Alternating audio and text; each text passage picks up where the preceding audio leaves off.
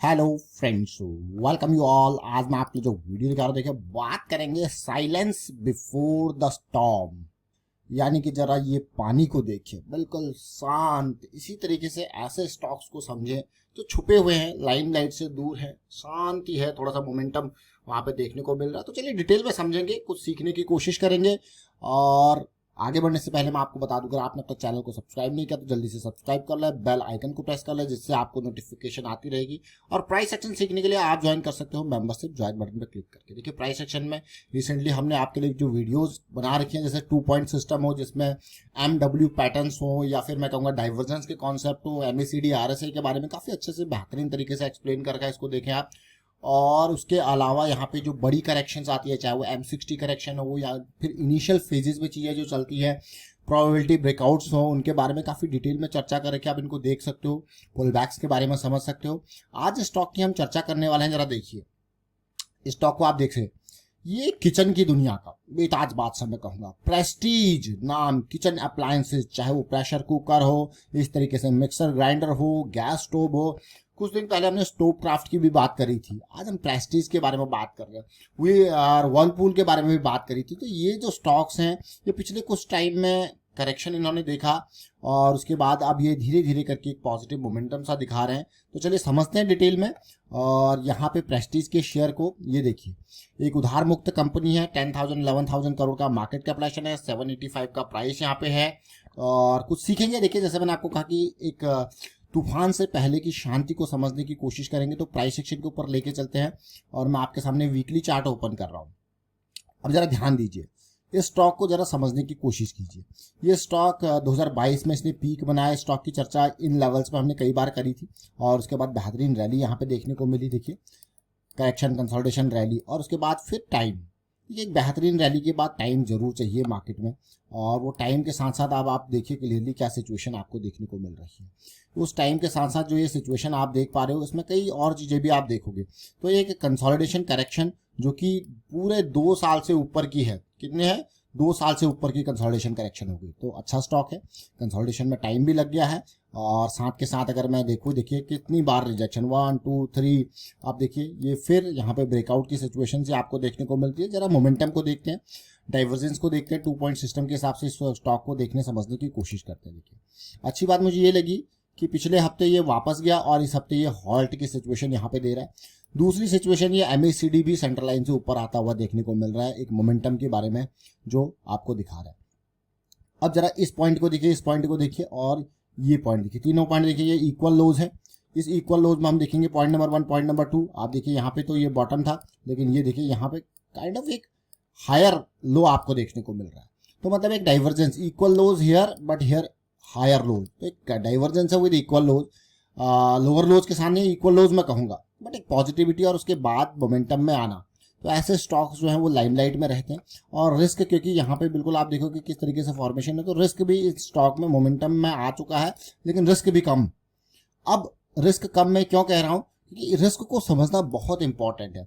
जैसा अगर मैं स्टॉक में एंट्री लेता हूँ, तो आप ये देखिए, ये मान के चलते हैं 800 पे एंट्री लेते हैं, ठीक है। आपको पता है भाई डीप स्टॉप लॉस कितना है, मैं बिल्कुल कैंडल के बॉटम पॉइंट पे जाऊंगा 650 के आसपास। आपको दिख रहा है कि यहाँ पे 150 पॉइंट पर शेयर का, 150 पॉइंट। अब क्या आप इस स्टॉक में अगर इतना यहाँ पे रिस्क आपको देखने को मिल रहा है, तो वो ओवरऑल पोजीशन का रिस्क कितना है वो समझना जरूरी है।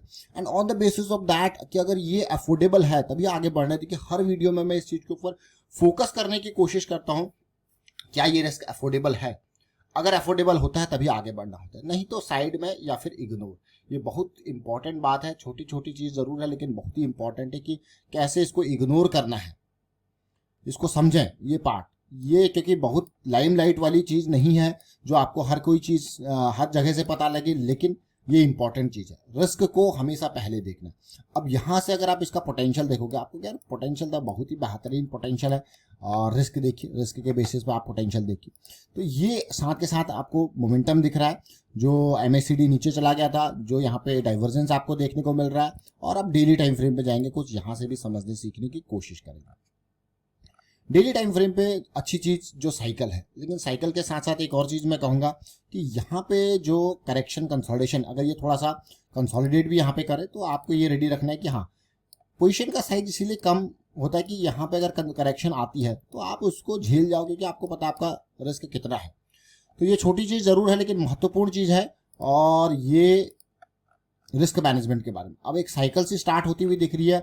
और पोटेंशियल के बारे में हम बात कर रहे थे, तो ज़रा देखिए करंट लेवल से अगर मैं पूरा 60%, अगर इस जोन को देखा जाए 50%, तो ये जोन आप देख रहे हो किस तरीके से एक स्टॉक जहां पे एक पॉजिटिविटी सी देखने को मिल रही है वो किस लेवल पे चल रहा है। और ये रिजेक्शन जो है वो इलेक्शन रिजल्ट का रिजेक्शन है, क्लियर रिजेक्शन इन लेवल से, क्लोजिंग नहीं दी इससे नीचे, और उसके बाद वापसी। फिर आप देखिए किस तरह से थोड़ा कंसोलिडेट जरूर कर रहा है यहाँ पे, और इम्पॉर्टेंट है, ये इम्पॉर्टेंट लेवल था। यहाँ से रिजेक्शन पिछली बार मिला था, देखिए यहाँ से लग रहा था पिछली बार ये ऊपर से आएगा, लेकिन नहीं, ये बिल्कुल नीचे आया। और क्लोजिंग अगर स्टॉप लॉसेस यहाँ पे है तो तभी, इसीलिए मैं कहता हूँ कि क्लोजिंग प्राइस को ध्यान देना बहुत जरूरी है। क्लोजिंग प्राइस से क्या पता लगाता है कि इस तरीके से जो स्पाइक्स होते हैं, या इस तरीके से मैं कहूँगा एकदम जंप करके क्लोजिंग होती है, तो उससे बढ़िया पता लगता है कि हाँ, इससे क्या होगा कि आपको पता है कि नीचे जा रहा है लेकिन वापस आ गया, तो आपका स्टॉप। और उसके बाद फिर रिजेक्शन है, देखिए ये रिजेक्शन है। रिजेक्शन के बाद अब कंसोलिडेशन एक इंपॉर्टेंट लेवल पे चल रही है, और उम्मीद करेंगे जैसे ही कंसोलिडेशन यहाँ पे पार हो